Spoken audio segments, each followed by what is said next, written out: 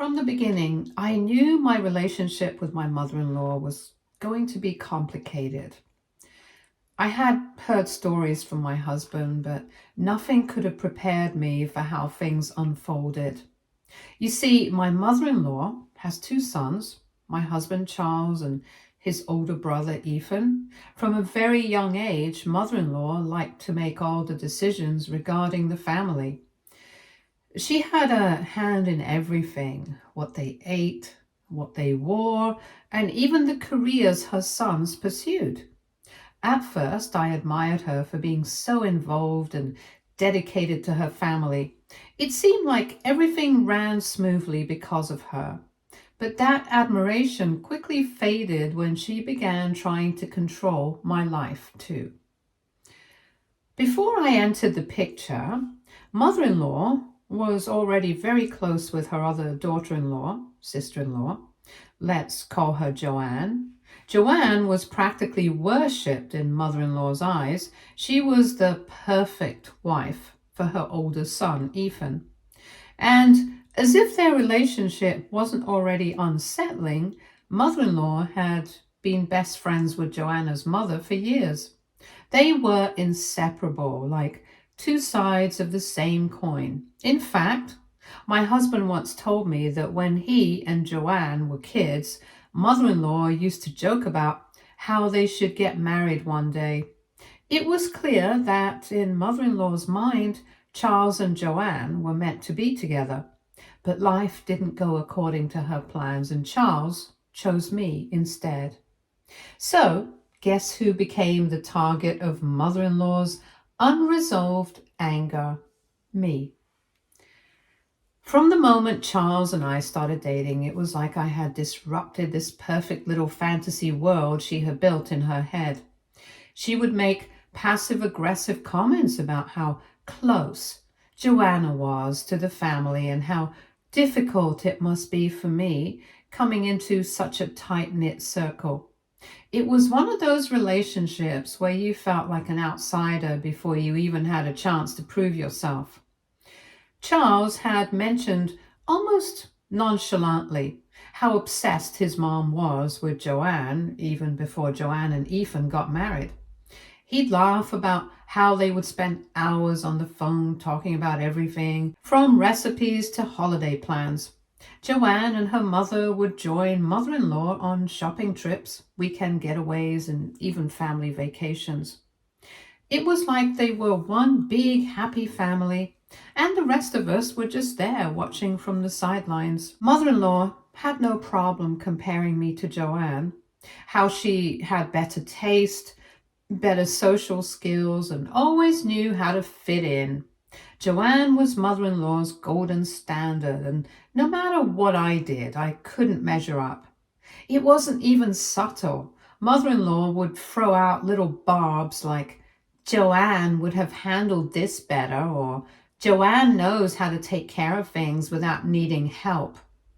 It was exhausting, but I tried not to let it get to me. I thought that once I married Charles, her son, and showed her that I was committed, things would change. But I quickly realized mother-in-law had made up her mind long before that. In her eyes, I wasn't Joanne, and that was enough for her to treat me like an outsider in my own family. Joanne was part of the family's legacy, a picture-perfect daughter-in-law, while I was just an inconvenience. When Charles and I announced our engagement, I remember her reaction clearly. It felt like a disappointing event for her. She barely masked her disapproval, wearing a thin, fake smile and offering a sarcastic congratulations. I'll never forget the snarky comment she threw at me. Well, you won the lottery, as if Charles marrying me was some kind of mistake or fluke, and I should be eternally grateful. The wedding was a nightmare. She made it obvious that she was disinterested the whole time, barely participating in any of the preparations, unless it was to criticize something. Even when I tried to include her by taking her wedding dress shopping, she somehow managed to turn it into a disaster. Guess who she brought with her? Joanne. At first, I tried to brush it off, thinking maybe she just wanted to have someone there she felt comfortable with. But that illusion was shattered when she mocked every gown I tried on. She'd laugh and whisper to Joanne about how unflattering the dresses looked on me, and then she'd encourage Joanne to try one on instead, saying, "You'd look so much better." I could barely hide my frustration. Mother-in-law took every opportunity to undermine me on what should have been one of the happiest days of my life. Things came to a head when Charles had to intervene. After watching his mother's behavior, he took her aside and made it clear she needed to respect our decisions and stop treating me like I was second rate. Of course, mother-in-law played innocent, pretending she had no idea her behavior was hurtful. But I could see it in her eyes. She knew exactly what she was doing. After the wedding, I thought things might calm down, but I couldn't have been more wrong. When I got pregnant, I thought for sure mother-in-law's attitude would shift. I was carrying her first grandchild, after all. I naively believed that would soften her heart, that maybe this baby would be the bridge to finally bring us together. But instead of excitement or support, I got criticism and coldness. Mother-in-law was livid. Although she never said it outright, I could feel her resentment in the way she spoke to me. Her passive-aggressive remarks about how it was too soon for us to have a baby and how Joanne and Ethan were still waiting for the right time.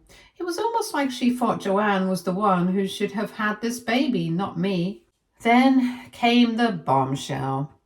Joanne and Ethan had been trying to conceive for years, and they had finally gotten the results of some fertility tests. The diagnosis was devastating. Joanne would never be able to have biological children. My heart broke for her. No matter what had happened between us, I could imagine how painful that news must have been for her, especially after trying for so long. I reached out to offer my support, but Joanne was too distraught to talk. I understood and gave her the space she needed to process the news. But while everyone was processing Joanne's devastating news, mother-in-law's attitude towards me became even more toxic. It was like she blamed me for being pregnant, as if my ability to conceive was some sort of insult to Joanne's struggles. She began to escalate her passive-aggressive behavior, making snide comments about how I wasn't considering Joanne's feelings. Every time I mentioned the baby or discussed preparations, mother-in-law would either change the subject or make me feel guilty for being pregnant. She'd say things like, "Joanne would have been such a great mother," completely ignoring my presence. It became clear that in her mind, Joanne deserved this baby more than I did. I was just an obstacle standing in the way of what mother-in-law believed should have been Joanne's motherhood journey. It wasn't just the hurtful comments, though. Mother-in-law took every opportunity to undermine me during my pregnancy. She'd show up unannounced at our house, criticize the choices I was making for the nursery, question the baby clothes we had picked out, and even monitor my diet, telling me what I should and shouldn't be eating. Nothing I did was right in her eyes. If I bought something pink for the baby, she'd roll her eyes and say, "Blue would have been better. Joanne would have picked blue." If I mentioned how tired I was, she'd brush it off with a dismissive, "Pregnancy is nothing. Joanne would have handled it like a pro." One particular incident sticks out in my mind. Mother-in-law came over one afternoon to help with the nursery. I had just finished putting together the crib and was excited to show her, but instead of even acknowledging the effort I had put in, she walked into the room, took one look, and immediately started criticizing everything. "This crib? It's way too plain. Joanne would have gone for something more elegant, and these colors, too bright, don't you think? Joanne would have chosen softer tones." Her constant comparisons were exhausting. And Charles, bless him, tried his best to step in and defend me. He confronted his mother, telling her that she was overstepping and that she needed to stop. But as always, mother-in-law brushed him off, claiming she was only trying to help. We both knew that wasn't true. She was punishing me, not just for being pregnant, but for the fact that Joanne couldn't be. And deep down, I think mother-in-law resented me for being the one to give her a grandchild, something she had always envisioned Joanne doing first. As my due date got closer, mother-in-law's behavior only worsened. She became more aggressive in her attempts to control the situation. One evening, she even suggested that Joanne should be in the delivery room with us, saying she deserves to be a part of this, since she'll never get the chance to experience it herself. I was speechless. The audacity of her suggestion left me fuming. But I held my tongue, not wanting to cause a scene. But Charles wasn't having any of it. He shut mother-in-law down immediately, telling her that this was our moment and Joanne had no place in the delivery room. Mother-in-law's response was typical. She played the victim, claiming she was only trying to include Joanne out of compassion. But I could see through her act. It was all about control, about making sure Joanne still felt superior, even in a situation where she had no right to be involved. I knew then that no matter what I did, mother-in-law would never accept me as part of the family. I wasn't Joanne, and that was all she cared about. The worst part was that mother-in-law's behavior wasn't just affecting me. It was putting a strain on my marriage. Charles was caught in the middle, torn between standing up for me and trying to maintain a relationship with his mother. But I could see it was wearing on him. He was starting to realize that his mother's obsession with Joanne wasn't just harmless favoritism. It was toxic, and it was slowly poisoning our family. Things got worse after my baby was born. I remember the moment mother-in-law first laid eyes on my son. There was no warmth in her expression. Instead, I saw something unsettling, like she was calculating. All of a sudden, it was as if my baby didn't belong to me.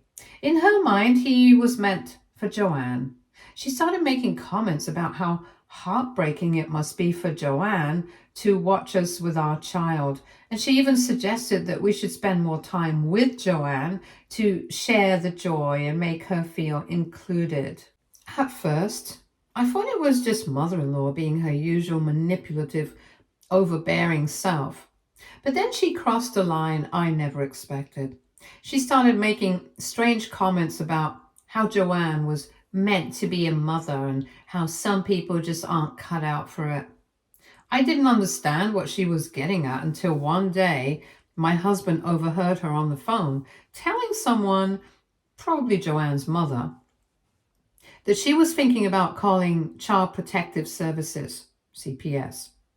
I was in shock. She was actually planning to take my baby away from me for Joanne.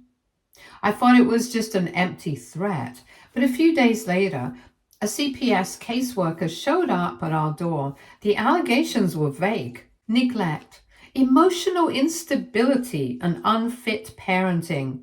It was all complete nonsense, but just enough to raise suspicion. Mother-in-law had actually gone through with it. She called CPS trying to get our child taken away. I was floored. The caseworker was polite but distant, clearly just following protocol. But the fact that they were even there at all was terrifying. My husband, for the first time, looked genuinely afraid. We had never imagined something like this could happen, but here we were, being investigated because my mother-in-law was so obsessed with her other daughter-in-law that she was willing to destroy our family to fulfill her fantasy. The worst part? Mother-in-law didn't even try to hide it. A few days later, she sent me a text. "I hope you understand I'm only doing this for the baby's best interests." It was chilling. She genuinely believed that somehow taking my child away from me and giving him to Joanne was the moral thing to do. I couldn't wrap my head around it. The audacity, the cruelty, it was beyond anything I had imagined. My mind has literally gone blank because what am I even supposed to do?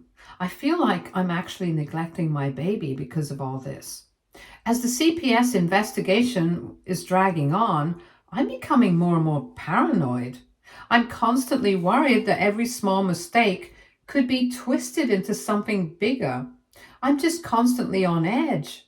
Charles tried to reassure me, but we both know that mother-in-law isn't going to stop until she gets what she wants. The one and only thing I know is that I am not letting anybody take my baby away from me. If my mother-in-law thinks that I would just roll over and let this happen, then she is very, very wrong. I know you guys have some golden advice and I could really use some.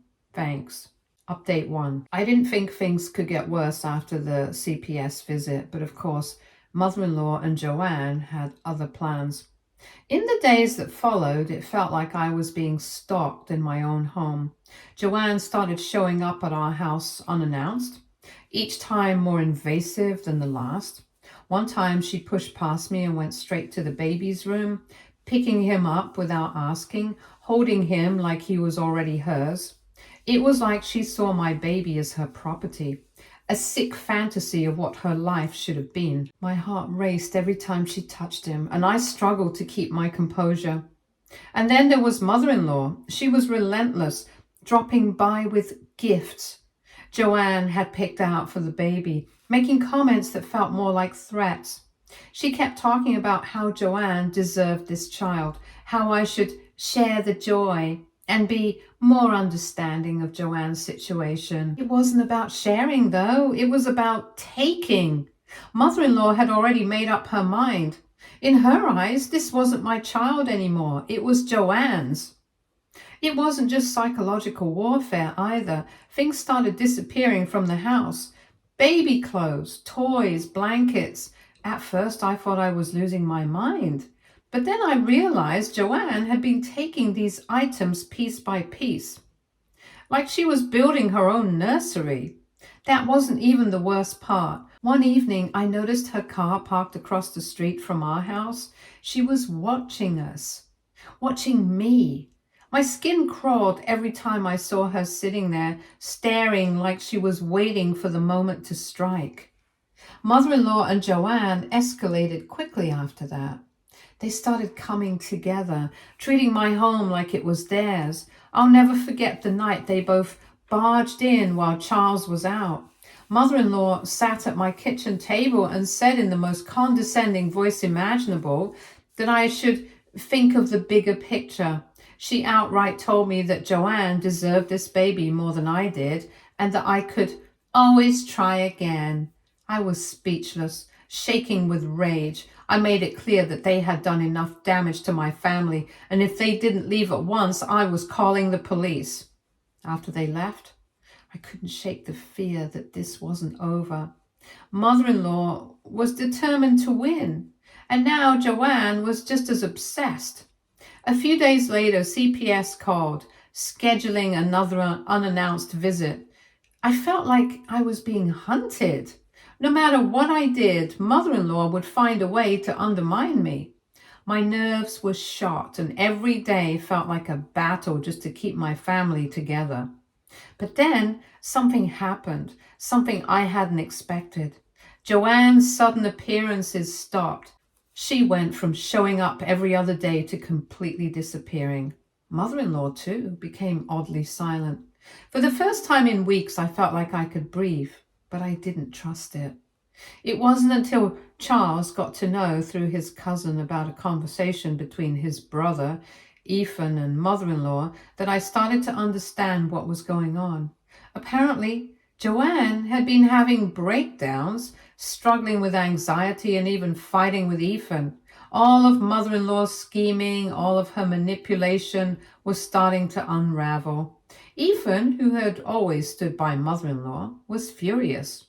Joanne's obsession was taking a toll on their marriage, and Ethan was starting to see mother-in-law for what she really was, a meddling, overbearing woman who had pushed her agenda too far. I honestly sympathize with Joanne's condition, but that is not enough of a reason for me to forgive her right away. Although manipulated, she was our mother-in-law's accomplice and left no stone unturned to make sure I was shaken. I hope she gets better, but I would prefer to have no relations with her and my mother-in-law moving forward. My sole focus now is to focus on my baby.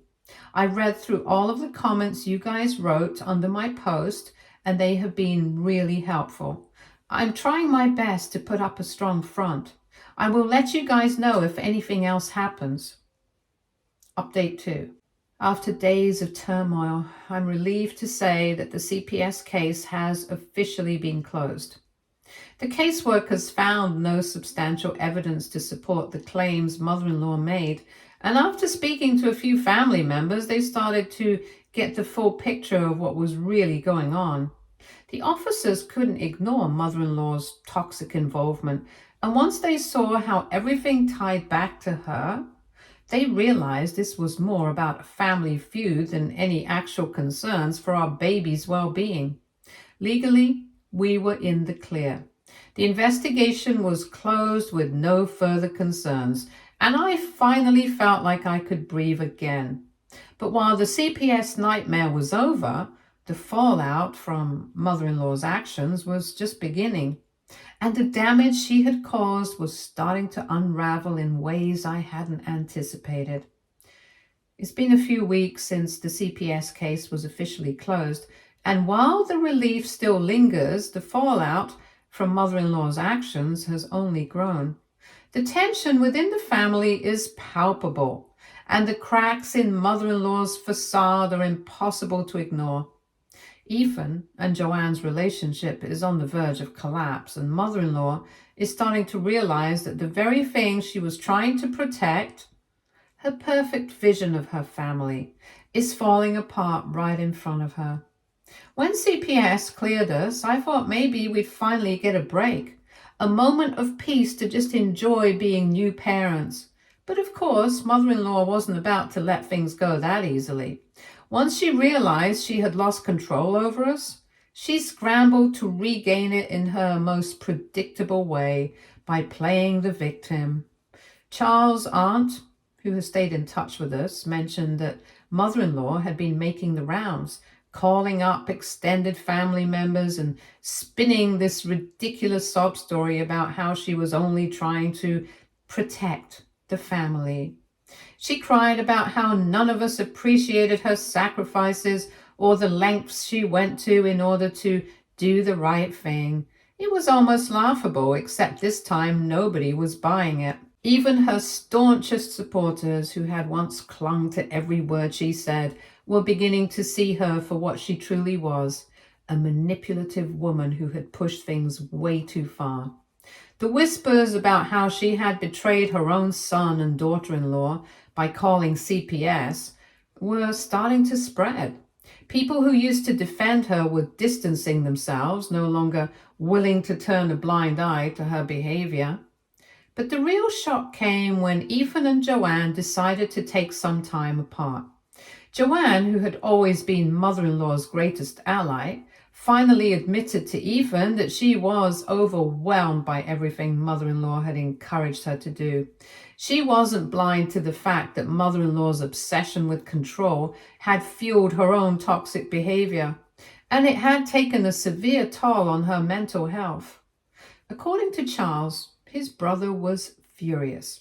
He blamed mother-in-law for all of it. He accused her of driving a wedge between him and Joanne, of filling Joanne's head with unrealistic expectations and poisonous ideas, and of pushing her to get involved in our lives in ways that were hurtful and destructive.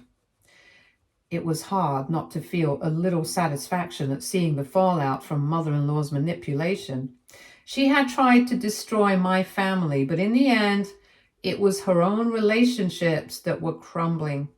Ethan stopped taking her calls, and when she tried to show up at his house unannounced, her favorite tactic, he refused to let her in. Joanne had even moved out temporarily, staying with her parents to figure things out. Ethan later told Charles that the silence from his mother was deafening and that mother-in-law didn't know how to handle being ignored. For the first time, she wasn't the one calling the shots, and it was eating her alive. Of course, mother-in-law didn't just sit back and accept this. She tried to reach out to us again under the guise of making amends. She sent flowers, left voicemails, even tried to show up at our house unannounced like she always did, but this time, Charles and I stood firm. We weren't playing her game anymore. We didn't respond to the flowers, ignored the voicemails, and when she showed up at the door, I didn't even open it. She spent a solid 10 minutes banging on the door, but I just stood there watching from the window, waiting for her to leave. The desperation in her actions was obvious. Mother-in-law had always been the queen bee, the one who controlled everything, but now she was realizing that no one was following her lead anymore. Joanne wasn't coming to her for advice. Ethan was cutting her out of his life. And Charles and I had set boundaries that she couldn't break through. For the first time, mother-in-law was truly alone. And then karma dealt its final blow. I found out through a mutual acquaintance that mother-in-law's reputation in the wider community was starting to unravel too. Word had gotten out about the CPS investigation, and while most people didn't know the full story, they knew enough to start questioning mother-in-law's character. She had always prided herself on being the matriarch of a perfect family, but now her perfect image was tainted. People were talking, and mother-in-law hated it. She was no longer seen as the strong, capable woman who held her family together. Instead, she was the overbearing mother-in-law who had tried to tear her family apart. What struck me the most, though, was the silence that followed. Mother-in-law, who had once been in constant contact with everyone in the family, was suddenly quiet. No more surprise visits, no more phone calls. Even the constant stream of texts and guilt-tripping messages stopped. It was like she had finally realized that no one was listening to her anymore. While I know this isn't the end, mother-in-law has a way of bouncing back when you least expect it. I can't help but feel a sense of justice. For so long, I had felt powerless, suffocated by her manipulation and control. But now, things are different. The tables have turned. Mother-in-law is reaping what she sowed, and for the first time, I feel like I can breathe. I read the comments and I saw many of you suggesting getting a restraining order against her, and believe me, guys, if this escalates any further, that is definitely going to be our next step. Thank you for following my story for so long. I am truly grateful for all of you. Update 3. Hi, Reddit. It's been quite the journey since I first posted here, and I can't believe I'm finally writing what will likely be the final update. So much has happened, and I want to thank everyone for all the support, advice, and encouragement over these past few weeks. I never expected to find so much comfort in sharing my story with strangers on the internet, but you all have been amazing. Now, let me dive into the latest, and trust me, it's a lot. To start, the biggest incident happened just a few days ago. Charles's aunt, who has been supportive throughout this entire ordeal, came by to visit us. Everything seemed normal at first. We've had her over before, and she's always been good to us. But then, as she walked through the door, someone else followed behind her.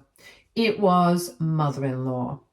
Apparently, she'd come along without even telling us. I wasn't ready for it, but I guess in hindsight, I should have expected something like this. As soon as she stepped into our house, I could tell something was different. Gone was the overconfident, manipulative woman who had caused so much chaos in our lives. In her place was someone I barely recognized, desperate, teary-eyed, and broken. She didn't even give us a chance to say anything before she dropped to her knees, sobbing uncontrollably. Mother-in-law started begging, Yes, actually begging to be part of our son's life. She went on and on about how she had made mistakes, how she didn't mean for things to go this far, and how much she regretted her actions. At first, I was in shock. Here was this woman who had tried to ruin our lives, who had literally called CPS on us to take away our baby, now groveling at our feet, asking for forgiveness. But before I could even respond, Charles stepped forward, and let me tell you, I have never been prouder of him than I was in that moment. Charles looked his mother straight in the eye, and with a calm but firm voice, he told her exactly what needed to be said. He told her that she had crossed so many lines, done so much damage, and that we were done. Charles was emotional, but he didn't hesitate when he said that there was no coming back from what she had done. She doesn't get to manipulate us anymore. After everything she had put us through, she does not get to be a part of our lives. Mother-in-law's face crumbled, and for a split second I actually felt a twinge of pity for her. But then I remembered everything, how she tried to take my baby, how she manipulated Joanne and Ethan, and how she nearly tore our family apart.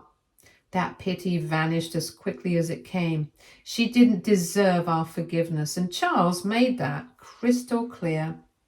After what felt like an eternity of her pleading, Charles's aunt finally stood up and escorted mother-in-law out of the house.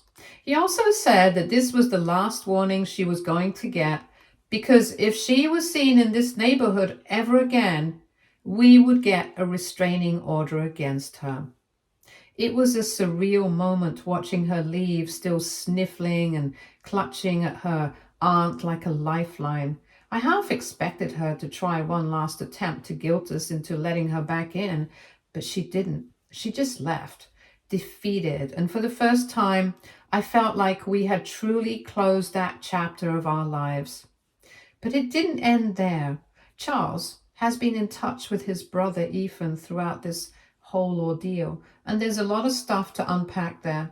Many of you asked about Joanna after my last update, and while she hasn't been around, we've learned a lot about what's been going on with her. Ethan and I talked, and he explained that Joanne hasn't been doing well emotionally. After everything that happened, she's been too embarrassed to focus on us, and I can't really blame her for that. The other day, we invited Ethan and Joanne over to talk things out, but when the day came, only Ethan showed up. He told us that Joanne was too ashamed to come, but he wanted to give us her side of the story, and honestly, it was even more complicated than I had imagined.